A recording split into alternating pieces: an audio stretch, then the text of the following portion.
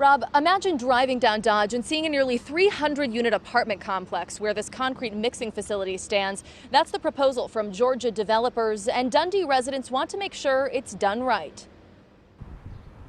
Molly Romero plans to keep a watchful eye on proposed apartments off 46th Street. We don't have a lot of high buildings. We don't have very dense projects. Romero co-owns Mark's Bistro in Dundee, and she's president of the Dundee Memorial Park Neighborhood Association. Romero has concerns about the design with developers from out of state and says it's just too much for Dundee. I do not think the scale of the project fits Dundee at all. And I think the traffic issue is just a symptom of how it doesn't fit. Neighborhood Association board member Adam Langdon says he understands the significance of a $40 million investment. We hope also that this will add to the value of Dundee. So, the historic nature of the neighborhood, I hope, is preserved. Around Omaha, development is booming. This map shows 20 new apartment complexes in progress in Dundee, Midtown, and downtown, totaling more than 3,000 new rental units east of 60th. A report from Omaha's Alchemy Development late last year says the city's apartment market is heading toward an oversupply of 500 unrented apartments. Some experts predict Midtown will push the limits of absorption by the end of the year. RDG senior partner Amy Hazy watches housing trends. She says construction of new rental units picked up after the recession, but so has demand. Whether you're a young professional or an empty nester, a lot of times they're choosing, I don't want to take care of a yard on the weekend. I'd rather live in something that's low maintenance and convenient. Now, the rezoning for this Dundee property is up for a vote at the August Planning Board meeting. Reporting live near 46th and Dodge, Alexandra Stone, KETV Newswatch 7. Thanks, Alexander. Hillary Clinton could soon have a running mate. See if it could be someone familiar with Iowa. Mixed emotions outside the Republican National Convention today. Large groups of protesters take to the streets. Some burn an American flag. We're back with more on the situation. First, let's check back in with Bill. Brandy, severe clear. The excessive heat warning is continuing for the Omaha area. A live look from here at downtown, looking at the building's 95-degree temperature. And so far on our almanac page, the high temperature has been 96 after a very warm night last night, a low of 76.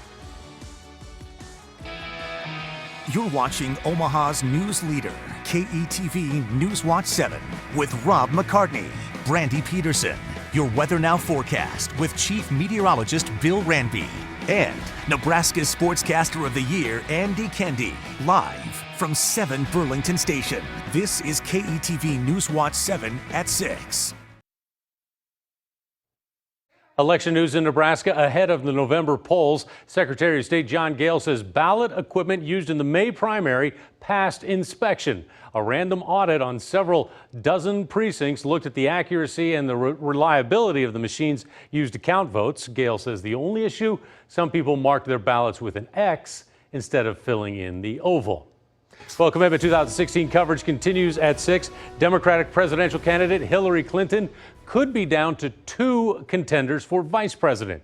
CNN says Clinton will likely make a decision between Senator Tim Kaine of Virginia and former Iowa Governor Tom Vilsack. Vilsack's currently the U.S. Secretary of Agriculture. A formal decision and announcement could come in the next few days. The Democratic National Convention is next week in Philadelphia. Back at the Republican National Convention in Cleveland, more than a dozen people arrested near the arena today. Protesters packing the streets and at one point lighting an American flag on fire. Cleveland police say 2 officers suffered minor injuries. Donald Trump returning to Cleveland after his video message to the crowd Tuesday. The official Republican presidential nominee was side by side with his running mate, Mike Pence. Pence will headline tonight's list of speakers. And KETV Newswatch 7 will carry live primetime coverage tonight from the convention. A full hour begins at 9 o'clock, and then we will have a recap right here at 10. We will also have Powerball numbers for you. People buying tickets today hope for a piece of the projected $361 million jackpot. Translates to about $250 million with the cash option. That is just enough to get by, or as we call it, Ranby money. If someone wins in Nebraska, it would be the 2nd largest prize ever in the state. Accurate, trusted. Chief Meteorologist Bill Ranby with your Weather Now forecast. All right, Mr. McCartney, Ranby money, sure. All right. Hey, Ranby factor for this evening. It's just a 3, a nasty evening. I know the sun's shining, but 95 degrees, heat index 110. By 9 o'clock, we're 89. It's a hot evening, mostly clear skies, and still a heat index around 100.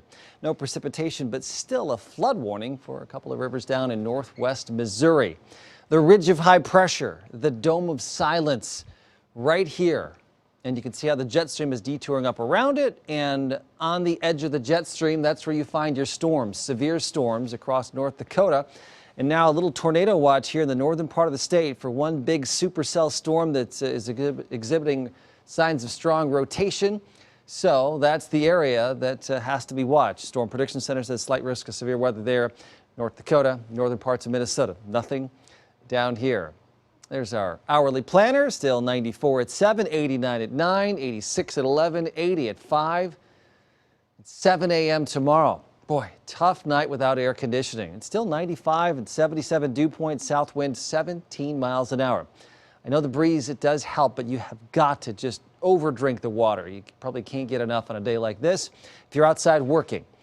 96 Lincoln, 98 Beatrice, but a lot of spots are in the low 90s, but the dew points are up around 80 in western Iowa. So the net, the feels like it's as bad there as it is here, and we're one of the worst because Omaha's Epley Airfield is that local hot spot. The concrete, the pavement gets hotter at Epley than almost anywhere else on a sunny day. The excessive heat warning continues through Friday evening, and it may be needed into Saturday as it's looking right now. Although it's possible we get a minor break on Friday. There's tonight, clear skies. Here's tomorrow. Sunshine in the morning, sunshine in the afternoon.